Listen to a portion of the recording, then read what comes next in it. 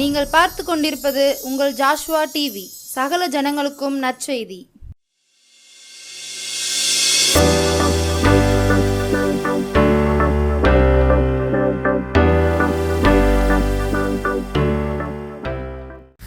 உபாகமம் 6ஆம் அதிகாரம் 12ஆம் வசனம். நீ அடிமைப்பட்டிருந்த வீடாகிய எகிப்து தேசத்தில் இருந்து உன்னை புறப்பட பண்ணின கர்த்தரை மறவாதபடிக்கு எச்சரிக்கையாய் இரு. கண்களை மூடுவோம், ஜெபிப்போம். பரலோகத்தின் நல்ல ஆண்டவரே, இந்த நல்ல நாளிலே வாசித்து கேட்ட வார்த்தைக்காக ஸ்தோத்திரம். ஆவிக்குரிய மறைப்பொருளை இப்பொழுது எங்களுக்கு வெளிப்படுத்தி தாரும். சுயமாய் ஒரு வார்த்தை வராதபடிக்கு பரிசுத்த ஆவியானவர் அடியின் நாவின் மேல் அதிகாரத்தை எடுத்துக்கொள்ளும்.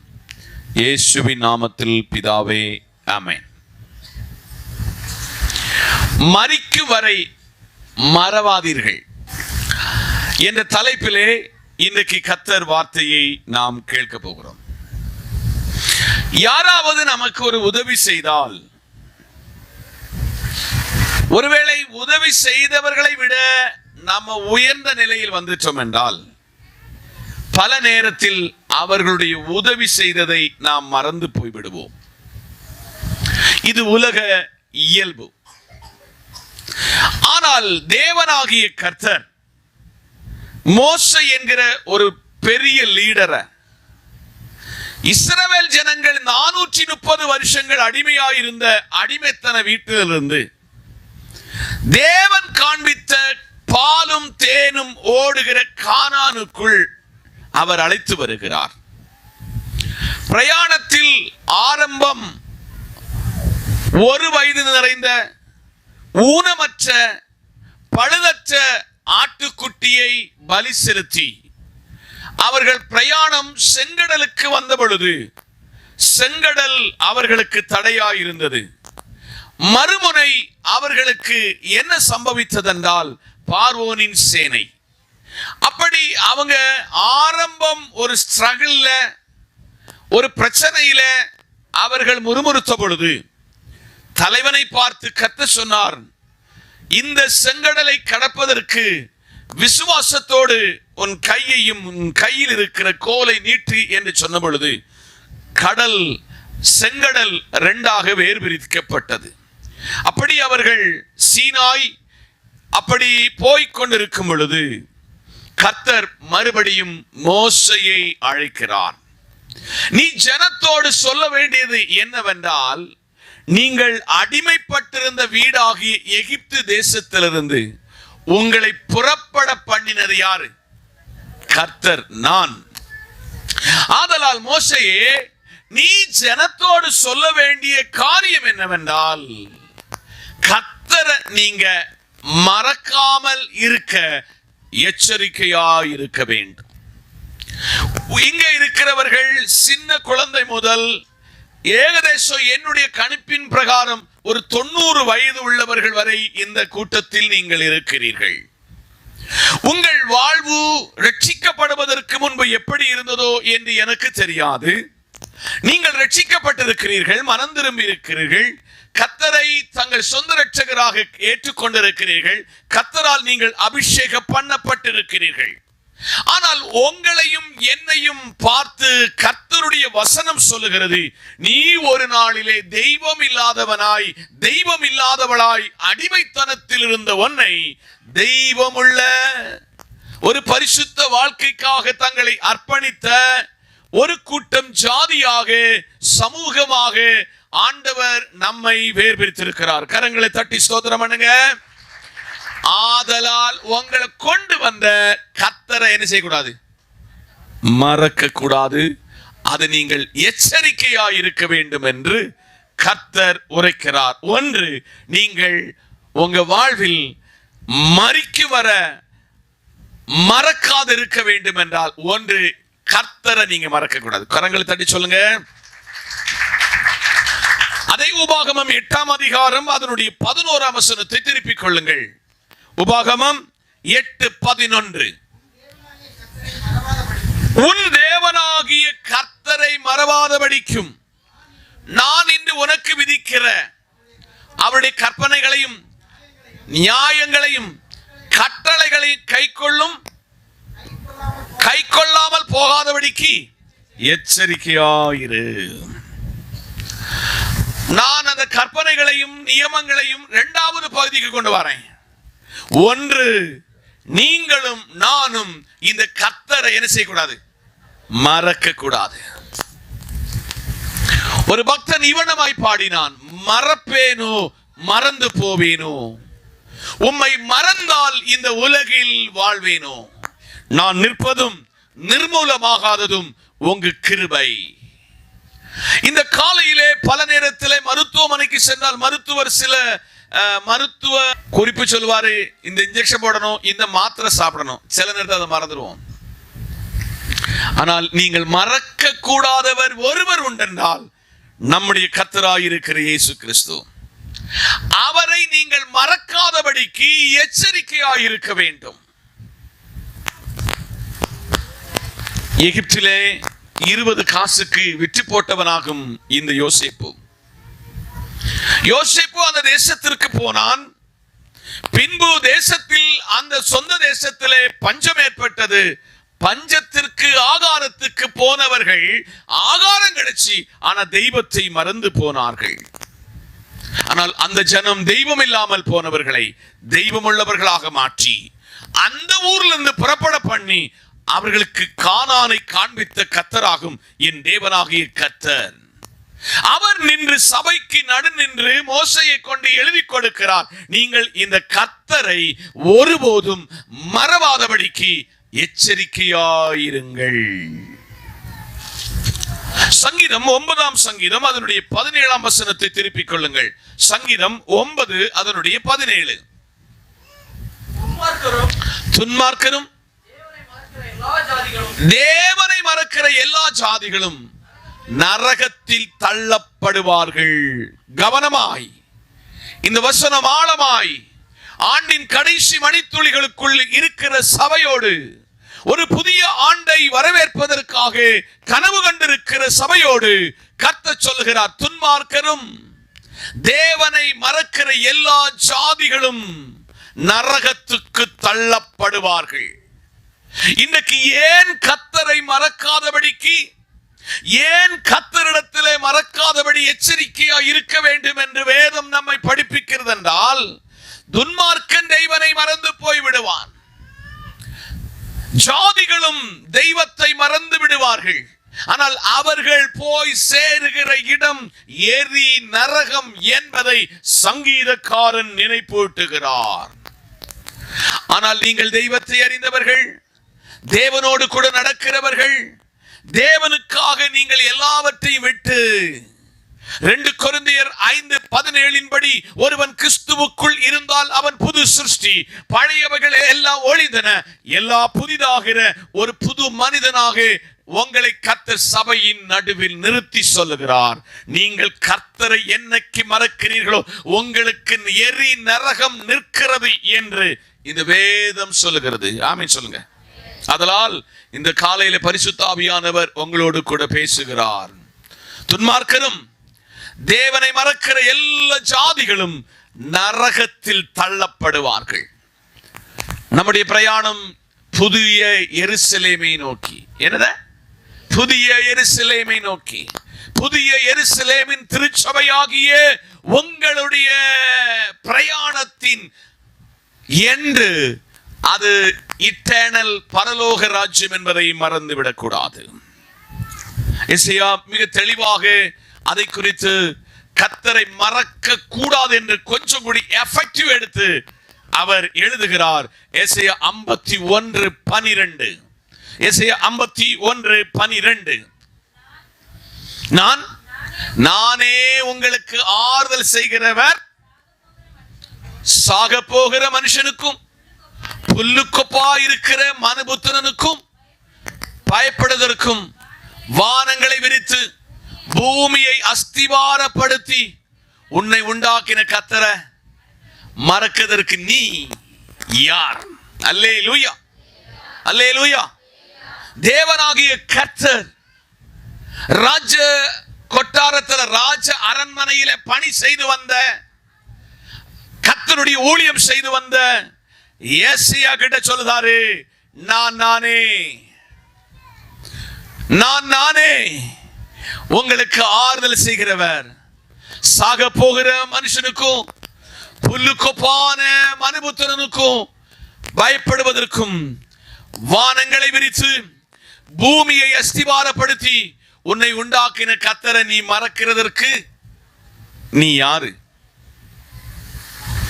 இன்னைக்கு காண்கிற சகலத்தையும் என்னையும் உங்களையும் உண்டாக்கின ஒருவர், அவரை நீங்க மறக்க கூடாது என்று கர்த்தர் திருவுள்ளம் பற்றுகிறார்.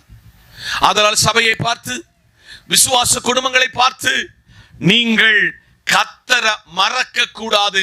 அது உங்க உயிர் இருக்கிற வர, மரிக்கிறது வர நீங்கள் இந்த கர்த்தரை மறக்க கூடாது. எங்க எல்லாம் மறந்தோம்? பணம் வந்த பொழுது, செல்வம் வந்த பொழுது, உறவு வந்த பொழுது ஜெபத்தை விட்டோம், வேத வாசிப்பை விட்டோம், ஆராதனையை விட்டோம், நம்முடைய பரிசுத்தத்தை விட்டோம். இதனால இந்த கர்த்தரை நம்ம மறந்து விட்டோம். ஒரு காலத்துல 5 மணிக்கு எழுந்து ஜெபித்த ஜெபம், ஒரு காலத்துல காத்திருந்து ஜெபம், ஒரு காலம் சபையும் வீடும் என்று இருந்த வாழ்வு இப்போ ஒண்ணுமே இல்லாம பூஜ்யமாக மாற்றப்பட்ட வாழ்வை இன்றைக்கு கர்த்தர் ஆண்டின் கடைசி மணித்துளிகளுக்கு நின்று சொல்கிறார், மகனே, நீ என்ன மறந்த காலத்துல உனக்கென்று ஒரு நரகம் வைக்கப்பட்டிருக்கிறது. நீ அந்த நரகத்துக்கு போய்விடாதபடிக்கு உன் போதகரை கொண்டு இந்த தேவ வார்த்தையை சொல்லி, நீ நரகத்துக்கு போகக்கூடியவன் அல்ல, நீ நித்திய ஜெருசலேம் என்கிற புதிய எருசலேமுக்கு பிரயாணம் பண்ணுகிற, ஒரு பரலோகத்திற்கு பிரயாணம் பண்ணுகிற ஒரு பிரயாணி என்பதை மறக்காத. அந்த இடத்துக்கு போனோம்னா வேற ஒண்ணும் செய்யணும், நீ என்ன மறக்காம இருந்த மாத்திரம் பரலோகம், நீ மறந்தனா ஏறி நரகம் என்று கர்த்தர் உரைக்கிறார். இரண்டாவதாக உபாகமம் 4ஆம் அதிகாரம் 10ஆம் வசனத்தை திருப்பிக் கொள்ளலாமே. உபாகமம் 4:10. உன் கண்கள் கண்ட காரியங்களை நீ மறவாதபடிக்கு உன் ஜீவனுள்ள நாளெல்லாம் அவைகள் உன் இருதயத்தை விட்டு நீங்காதபடிக்கும் எச்சரிக்கையாயிருந்து உன் ஆத்துமாவை ஜாக்கிரதையாய் காத்துக்கொள். அவைகளை உன் பிள்ளைகளுக்கும் பிள்ளைகளின் பிள்ளைகளுக்கும் அறிவிக்க கடவாய். கரங்களை தட்டி கர்த்தருக்கு ஸ்தோத்திரம்.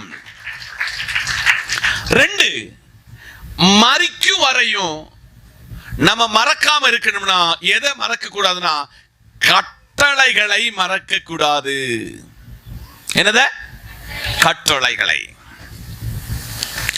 கர்த்தர் இந்த வனாந்தர யாத்திரையில் சீனாய் மலையில் வந்த பொழுது மோசே அழைக்கிறார், மோசே, நீ உன் ஜனத்தை எல்லாம் விட்டுட்டு 40 பகல் 40 இரவு நீ ஏன் சந்நிதிக்குள்ளாக நீ மேல வரணும்னு சொன்னாரு. ஒரு நிபந்தனையும் பண்ணினாரு, இந்த மலையில அடிவாரத்துல கூட ஒருத்தர் என்ன செய்யக்கூடாது, வரக்கூடாது, அது தொடவும் கூடாது. மோசே ஆரோனுக்கு வேண்டி ஒரு நாள் பரிந்து பேசினா, நான் திக்குவாயேன், நான் மந்த உதடு உள்ளவன், அதனால என் சகோதரனை இந்த ஊழியத்துக்கு எடுத்துக்காங்க, நான் இதுக்கு அன்ஃபிட்னு இந்த மோசே சொன்னான். அன்ஃபிட் காரண ஒரு லீடர்ஷிப்புகளை கதை கொண்டு வரார். இப்ப மோசைய மேல கூப்பிடுதாரு. மோசை 40 பகல் 40 இரவு கர்த்தர் சமூகத்தில் காத்திருக்கிறான். கர்த்தர் கடைசியிலே ஒரு கற்பலகையை அவன் கையில கொடுத்து அந்த கற்பலகைகளை சொந்த கையினால எழுதி ஒரு கட்டளையை அவன் கையிலே கொடுத்தார். ஆமென் சொல்லுங்க. அது மாத்திரமல்ல, கட்டளை, அநேக கட்டளைகளை இந்த கர்த்தர் கொடுத்திருக்கிறார். புதிய ஏற்பாட்டிலே அநேக கட்டளைகளை தேவன் பின்பற்ற சொல்லுகிறார். ஆனால் இன்றைக்கு காலையிலே உன் கண்கள் கண்ட காரியங்கள் நீ மறவாதபடிக்கு உன் ஜீவனுள்ள நாளல்ல அவைகளை உன் இருதயத்தை விட்டு என்ன செய்யக்கூடாது. ஒரு இடத்துல கர்த்தர் சொல்றாரு, உன் இருதயத்துல இந்த கட்டளையை எழுதணுமா, அத நீ எச்சரிக்கையாயிரு, அது உன் ஆத்துமாவையே என்னதா பார்க்குமா? ஜாக்கிரதையாய் காத்துக்கொள்ளும். அவைகளை உன் பிள்ளைகளுக்கும் உன் பிள்ளைகளின் பிள்ளைகளுக்கும் என்ன செய்யணும்? சொல்லிக் கொடுக்கணும். 119 சங்கீதத்தின் 93 வசனத்தை திருப்பிக் கொள்ளுங்கள். 119 சங்கீதம் 93. நான் ஒருபோதும் உமது கட்டளைகளை மறக்க மாட்டேன். கரங்களை தட்டி. இது சங்கீதக்காரனுடைய ஆழமான ஆழத்தினுடைய வேரூன்றுதல். நான் ஒருபோதும் உம்முடைய கட்டளைய நான் என்ன செய்ய மாட்டேன்? மறக்க மாட்டேன். அவைகளை என்னை உங்களை உயிர்ப்பிக்கணும்னா, உங்களை ஒரு புது மனுஷனாக மாற்றணும்னா, கட்டளைகளை மட்டும் நீங்க என்ன செய்யக்கூடாது? உயிர் உள்ள வரையிலையும் மறக்க கூடாது. அதில் பிரதான கட்டளை உங்களுக்கு சொல்ல, மேலே வானத்தில் கீழே பூமியில் பூமிக்கு அடியில் உள்ள தண்ணீருக்குள்ள ஒரு சொரூபத்தையாவது ஒரு விக்கிரகத்தையாவது சேவிக்க, நமஸ்கரிக்க, தொழுது கொள்ள கூடாது என்று இந்த கட்டளை சொல்லி இருக்கிறது. அந்த கட்டளையை கடைசி வரை யாரும் மீறாம இருக்கிறீங்களோ நீங்க தான் கர்த்தரை மறக்காதவர்கள். கரங்களை தட்டி. ஆதலால் 2 கர்த்தருடைய கட்டளைகளை எவன் ஒருவன் மறக்காமல் இருக்கிறானோ அவனுக்கு எரி நரகம் இல்லை என்று கர்த்தர் 2வதாக சபைக்கு எச்சரிக்கிறார். ஆதலால் நான் அதுக்கு அது கொடுத்தேன், இதுக்கு இது கொடுத்தேன் என்ற வார்த்தை உங்க வாயிலிருந்து என்ன செய்யக்கூடாது? வரக்கூடாது. உங்க கையும் அதுக்கு முற்படக்கூடாது. கொடுத்தால் சம்பவம் விளைவு என்றால் நரகம் என்பதை கர்த்தர் சொல்லுகிறார். 119 சங்கீதம் 61 வசனம். துன்மார்க்கரின் கூட்டங்கள் உம்முடைய வேதத்தை நான் மறக்கவில்லை. இந்த 3 நாள் உபவாச கூட்டத்துல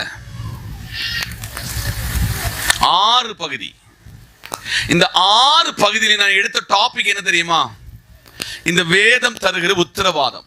இந்த வேதம் தருகிற உத்தரவாதம் ரொம்ப தெளிவாக, எனக்கு ரொம்ப திருப்தியாக அந்த வசனம் ஒவ்வொரு நாளும் என் மனசை ரொம்ப திருப்திப்படுத்திச்சு. பைபிள்ல ஒரு இடத்துல கர்த்தர் சொல்றாரு, யோவேல் என்கிற நினைக்கிறேன், நீ வேதத்தை மறந்தா நான் உன் பிள்ளைகளை மறப்பேன். ஓசியா. இன்னைக்கு காலையில சபையோடு உங்க மரிக்கும் வரைக்கும் நீங்க மறக்காது இருக்கிறது என்னது? இருக்க வேண்டியது இந்த வேதம். ஓபேத்ஏதோம் வீட்டுல இந்த வேதம் இருந்தா அவனுக்கு தெரியாது, என்னன்னு தெரியாது. ஆனா ஓபேத்ஏதோமையும் அவன் வீட்டையும் ஆசீர்வதித்தார். வேதம் உங்க வாழ்வில் ஒரு நாளும் மறக்காதபடிக்கு இந்த வேதத்தை நீங்க வாசிக்கணும், வேதத்தை தியானிக்கணும், வேதத்தின் படி நடக்கணும். வேமனல்ல சொன்னேன், 4 சுவருக்குள்ள எல்லாராலும் ஆராதிக்க முடியும், ஸ்டைல் ஆராதிக்க முடியும், உங்களுடைய நகைகளை காட்டி ஆராதிக்க முடியும், உங்க பட்டு புடவைகளை காட்டி ஆராதிக்க முடியும். ஆனால் அதல்ல, உங்கள் வாழ்வில் வேதம் இருக்க வேண்டும், வேதம் தியானிக்கப்பட வேண்டும், வேதம் அசை போட வேண்டும். வேதத்திற்குள் வந்ததுனால கிரியைகளில் தங்கள் வாழ்வில் மாற்றத்தை ஏற்படுத்த வேண்டும். ஆதலால் இந்த நல்ல காலை வேளையிலே வேதத்தை நீங்க மறக்க கூடாது. சொல்லுங்க, வேதத்தை மறக்க கூடாது. வேதம் உங்களுக்கு அது கால்களுக்கு தீபமும் பாதைக்கு வெளிச்சம். அதனால் வேதத்தை மறக்காம இருக்க கர்த்தர் உங்களை பார்த்து அழைத்து சொல்கிறார், மகனே மகளே, இந்த வேதம் ஆறுதலற்ற நேரத்தில் தேற்றும், துக்கப்படுகிற நேரத்தில் துக்கத்தை மாற்றும், அழுகிற நேரத்தில் அழுகையை மாற்றும், ஆறுதல் படுத்தும், தைரியப்படுத்தும், உங்களுடைய பயத்தை நீக்கும். ஆமை சொல்லுங்க, அல்லேலூயா. அடுத்தது 4, இந்த வேதம் கர்த்தரை ஏன் மறக்காம மரண பரியந்தமும் மறக்காம இருக்கணும்னா நீதிமொழிகள் 3:1. நீதிமொழிகள் 3:1. என் மகனே, என் போதகத்தை என்ன செய்யாத, மறவாதே.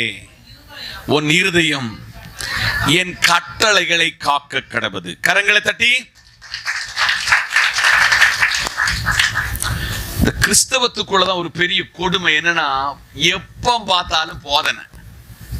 ஹலோ, என்னது போதனை? ஒரு வீட்டு கூட்டம்னா அதுல ஒரு போதனை, ஒரு உபவாச கூட்டம்னா அதுலயும் ஒரு போதனை, ஆராதனையில 1 மணி நேரம் உட்கார வச்சு என்னது போதனை. நேத்தைக்கு நம்ம பெண்கள் ஐக்கியத்துல, என்னதுல பெண்கள் ஐக்கியத்துல ஒரு போதனை. அந்த போதனைய நேத்தைக்கு என்ன சொன்ன தெரியுமா? பொம்பளை சகோதரிமாரு கணவனோடு மனைவியோடு வாழ்ந்த சகோதரி என்ன எத்தனை காரியம்? 9 காரியம் சொன்னேன். இப்ப நீங்களும் கேட்டிருக்கணும் சகோதரமாரே, கேட்காதவங்களும் கேட்கணும். ஆமா சொல்லுங்க. நான் அங்கேயும் எக்ஸ்பிளேஷன் பண்ணேன், இங்கேயும் சொன்னேன். சகோதரி மாதிரி எடுக்கக்கூடாத பேரு 9 பேர் நீங்க எடுக்கக்கூடாது. எத்தனை பேரு சகோதரி மாதிரி கேட்டுக்காங்க? நீங்களும் சேர்த்து கேட்டுக்காங்க. வராத சகோதரி மாதிரி நீங்களும் கேட்டுக்காங்க. 1, சண்டைக்காரின்னு பேரு வாங்க கூடாது. என்ன பேரு? சண்டைக்காரின்னு பேரு வாங்க கூடாது. 2, கோபக்காரின்னு பேரு வாங்க கூடாது. என்ன பேரு? கோபக்காரின்னு பேரு வாங்க கூடாது. வாயாடின்னு 3 பேர் வாங்க கூடாது. 4, அடங்காதவான்னு பேர் கேட்க கூடாது. எங்கதான் இருக்கிறீங்களா? என்னது அடங்காதவள், இலச்சை உண்டாக்கினவள் என்ற பெயர் வாங்க கூடாது. கிட்ட இடிக்கிற பெயர் வாங்க கூடாது. எலும்புருக்கின்னு பெயர் வாங்க கூடாது. அகங்காரின்னு பெயர் வாங்க கூடாது. கடைசில என்னது? சாவிலும் அதிக கசப்பு உள்ளவளாக இவ்வளவு உபதேசிச்சிருக்கிறது. இங்கதான் இருக்கிறீங்களா? இதுதான் கிறிஸ்தவத்தில் உபதேசம். சகோதரமாரே, உங்களுக்கு என்ன சொல்லுது தெரியுமா?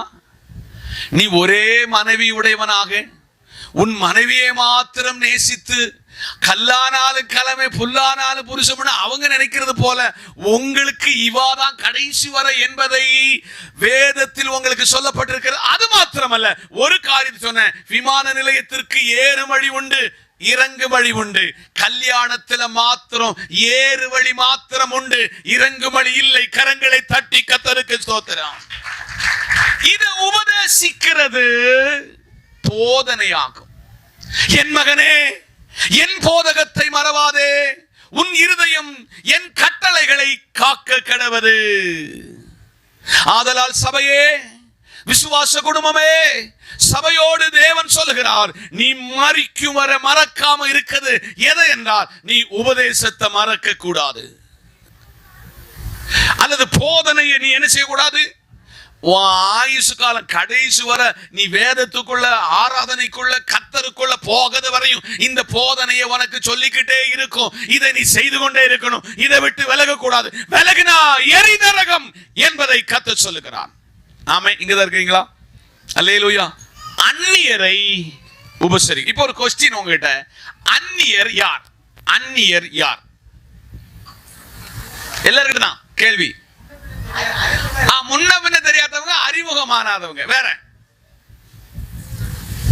அந்நியர் இயேசுவை அறியாதவர்கள் பின்ன. இவ்வளவுதான். Very good. அந்நியர் யார் என்றால், உங்களுக்கு முன்ன பின்ன தெரியாதவங்க நீங்க சொன்னீங்க, ரொம்ப சந்தோஷம்.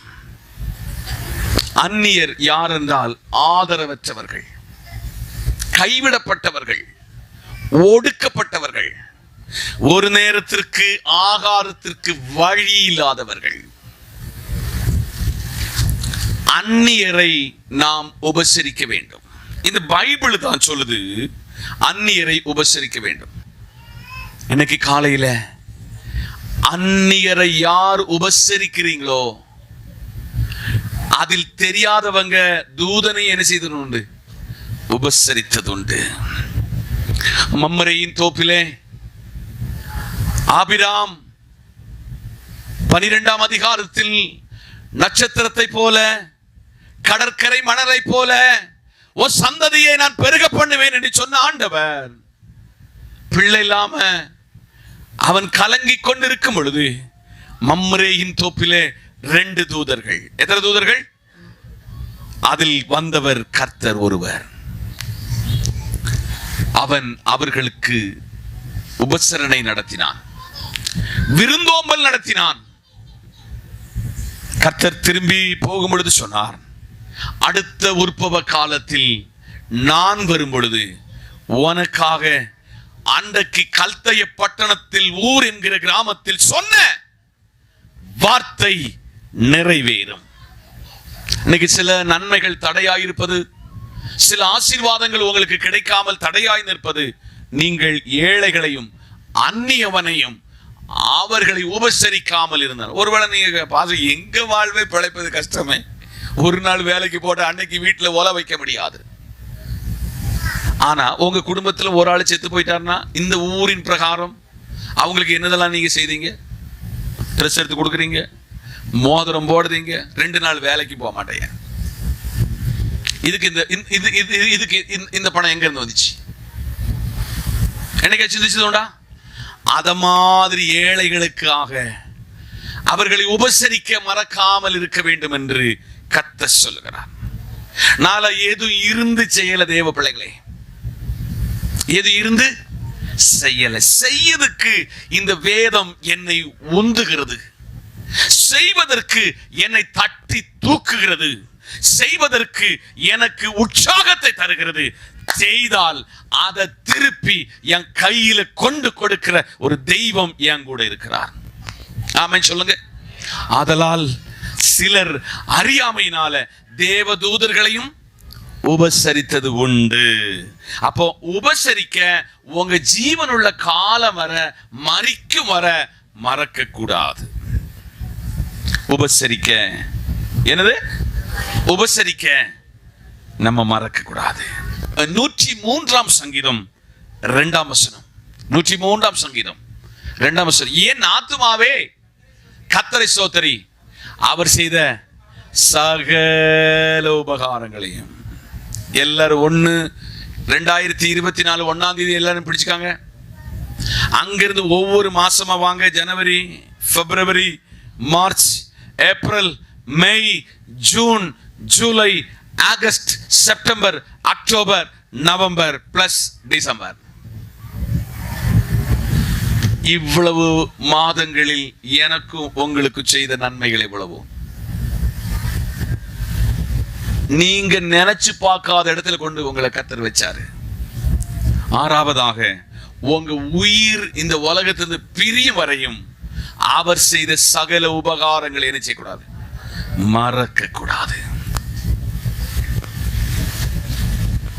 ஒரு காலத்துல சபை ஆராதனை காத்திருந்த உங்க வாழ்வு, எந்த ஆலோசனை பாஸ்டர்ட்ட தான் போய் கேட்கணும்னு இருந்த அந்த அந்த அந்த ஸ்பிரிச்சுவல் லைஃப் இன்னைக்கு எல்லாம் மாறி,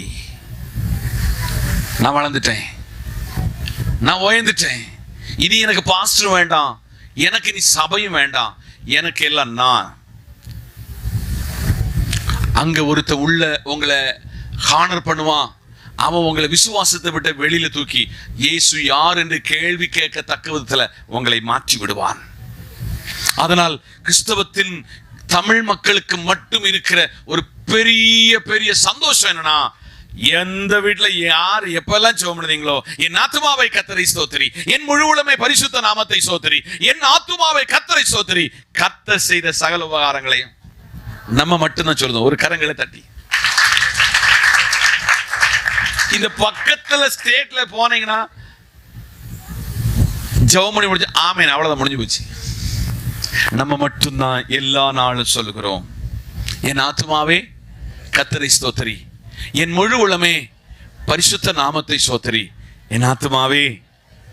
நீங்க சொல்ல மாத்திரம் போதாது, உங்க அனுதின வாழ்விலே கர்த்தர் செய்த சகல உபகாரங்களை நீங்க மறக்க கூடாது. செங்கோட்டையினுடைய ஒரு சரித்திரம் எங்க வாழ்வில் இருக்கிறது. இந்த ஸ்டவ்ல இருந்து நேர ஒரு ஒயர் போய் என்னது, ஒரு மண்ணெண்ண என்னது, அதுக்கு என்ன சொல்லுவோம், கேனு, சிலிண்டரு, சோத்திரம், அங்கிருந்து வந்த மண்ணெண்ணெயில சில நேரத்துல பர்னர் போயிடும், பாஸ்டமா வச்சிருக்கிற பாத்திரம் முழுவதும் கறி ஆகி போய்விடும். ஆனா இன்னைக்கு என் வாழ்வை ஆண்டவர் மாற்றி மறித்தார். என் வாழ்வுக்கு மாற்றத்தை தந்தார். என் பேச்சுக்கு மாற்றத்தை தந்தாரு. என் நடக்கையை மாற்றினாரு. என் சிந்தனையை மாற்றினாரு. என் செயல்பாடுகளை மாற்றினாரு. என் பிள்ளைகளுக்குள்ளே தேவனுடைய அந்த பயபக்தியும் தேவனோடு நடக்குவதற்கும் கிருபை செய்தார். யாரோ நம்ம விசுவாசி வந்தீங்க சொன்னோம், 75 பைசாக்கு மட்டை வாங்கி அந்த மட்டையை ஒவ்வொன்னா கீறி அந்த SNR வீட்டினுடைய மேல் மாடியில காய வைத்து அதை வீட்டுல அட்டி போட்டு அதிலையும் வாழ்ந்த எங்கள் வாழ்க்கையை கர்த்தர் மாற்றினார். அதை நாங்க மறக்கல. இன்னைக்கு ஆண்டவர் எத்தனையோ மடங்காய் இந்த கனமான பணியை அங்கீகரித்தார். ஆதலால் கர்த்தர் செய்த உபகாரங்களை, கர்த்தர் செய்த நன்மைகளை சபை ஒவ்வொரு நாளும் மறக்காம இருங்க. உங்களுக்கு ஆண்டவர் ஆசீர்வாதத்தை கட்டளையிடுவார். ஆதலால் சபையே, மரிக்கும் வரையும் நம்ம மறக்காம இருக்கணும்னா என்னத, அவர் செய்த சகல உபகாரங்களை மறக்க கூடாது. மருத்துவர் போன உடனே உங்களுக்கு ஒரு சீட்டு எழுதினாரு, உங்களுக்கு அந்த கட்டி இருக்கு இந்த கட்டி இருக்குன்னு எழுதினாரு. ஆனால் அந்த கட்டியும் கரையை செய்து உங்களை இந்த இடத்துல உட்கார வச்சிருக்கிறாரு. ஆமென். அதை மீறி பலத்தோட, சுகத்தோட, ஆரோக்கியத்தோட உங்களை இந்த இடத்துல உட்கார வச்சிருக்கிறாரு.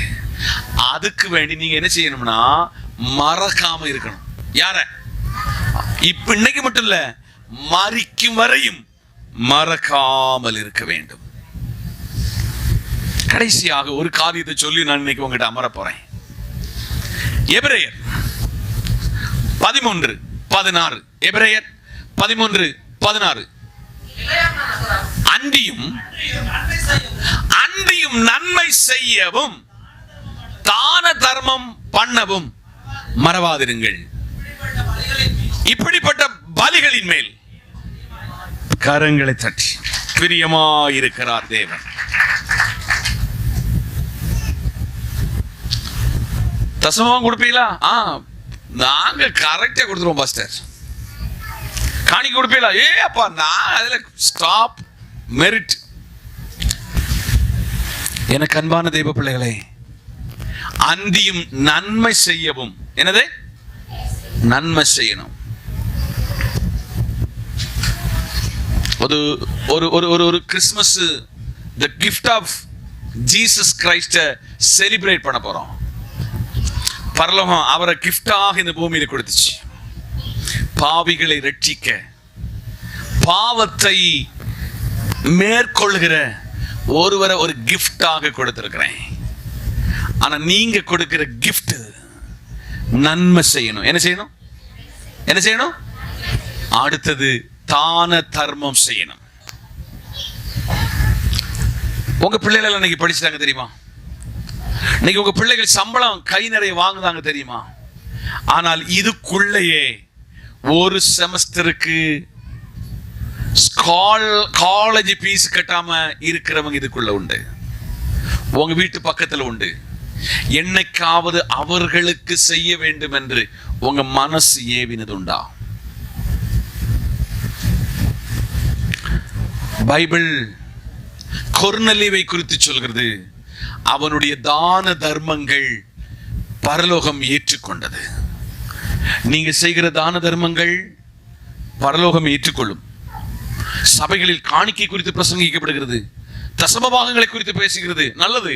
ஆனால் தர்மங்களை குறித்து பேசுகிற சபைகள் குறைந்து கொண்டு இருக்கிறது. தர்மங்களை குறித்து கொடுக்கணும்னு சொல்லுகிற சபைகள் குறைந்து. ஆனா பைபிள் என்ன சொல்லுதுன்னா, நீ அன்றியும் நன்மை செய்யவும் தான தர்மங்களை செய்யவும் நீ மறக்க கூடாது. இப்படிப்பட்ட பலிகளில் தேவன் பிரியமாயிருக்கிறார். ஒரு செலிப்ரேஷனுக்காக ஆயத்தப்படுகிற சபையே, ஒரு புதிய ஆண்டை எதிர்கொள்ள போகிற சபையே, இந்த ஆண்டில் ஆரோக்கியத்தை தந்த, இந்த ஆண்டில் சுகத்தை தந்த, இந்த ஆண்டில் மருத்துவ செலவை குறைத்த கர்த்தர் கேட்கிறார், நீ எத்தனை பேருக்கு நன்மை செய்தாய்? எத்தனை எத்தனை பேருக்கு தான தர்மம் செய்தாய்? பிள்ளைகளுடைய பட்ஜெட், கணவனுடைய பட்ஜெட், மனைவி பட்ஜெட், தாத்தா பாட்டி பூட்டம் பேட்டம் எல்லாக்குள்ள பட்ஜெட் முடிஞ்சிச்சு. தானம் தர்மம் செய்வதற்கு உங்களுடைய பட்ஜெட் எங்கே நிற்கிறது? நன்மை செய்வதற்கு உங்க பட்ஜெட் எங்கே இருக்கிறது என்று ஆவியானவர் சபையின் நடு நின்று கேட்கிறாரு. நீ நன்மை செய்யவும் தான தர்மம் செய்யவும் நீ மறக்க கூடாது. அப்படிப்பட்ட பலிகளில் என் தேவன் ஒருவர் பிரியமாயிருக்கிறார் என்று நிருபவத்தின் எழுத்தாளனை கொண்டு கர்த்தர் எழுதி கொடுக்கிறார். ஆமென், அல்லேலூயா. அதனால் இந்த ஆண்டு ஏன் சபை மக்கள் கொஞ்சம் பேர் அதற்கு முன் வந்திருக்கிறீங்க. கர்த்தர் ஆயுசும் ஆரோக்கியத்தையும் தருவார் என்றால் அடுத்த ஆண்டு இங்க இந்த சத்தத்தை கேட்கிற எல்லாரும் நன்மை செய்யவும் தான தர்மமும் செய்யவும் நீங்கள் முற்பட வேண்டும். அந்த பலிகளில் கர்த்தர் பிரியமாயிருக்கிறார். அல்லேலூயா, அல்லேலூயா. ஆதலால் இந்த காலையிலே ஒன்றாவதாக மரிக்கும் வரை மறக்காதிருப்பதற்கு நம்பர் 1, நீங்கள் கர்த்தராயிருக்கிற இயேசு கிறிஸ்துவை நீங்கள் மறக்க கூடாது. இரண்டாவது, கட்டளைகளை மறக்க கூடாது. மூன்றாவது, நீங்கள் வேதத்தை மறக்க கூடாது. நாலாவதாக, நீங்கள் போதகத்தை மறக்க கூடாது. அஞ்சாவது, உபசரிப்பை மறக்க கூடாது. ஆறாவது, உபகாரத்தை மறக்க கூடாது. 7, நன்மை செய்வதிலும் தான தர்மம் செய்வதிலும் நீங்க என்ன செய்யக்கூடாது? மறக்க கூடாது. அப்படியே எல்லாரும் கண்களை மூடுவோம். பரலோகத்தின் தேவனை நோக்கி பார்ப்போம். சர்வ வல்லமையுள்ள எங்கள் நல்ல ஆண்டவரே, மனோகரமான நல்ல வேளைக்காய் ஸ்தோத்திரம். வார்த்தையை அனுப்பினீரே, வார்த்தையின் மறைபொருளை எங்களுக்கு வெளிப்படுத்தினீரே. வார்த்தையின்படி வளர கிருபை தாரும். சகல நன்மையால் நிரப்பும். இயேசுவின் நாமத்தில் ஜெபிக்கிறோம் எங்கள் நல்ல பிதாவே, ஆமென்.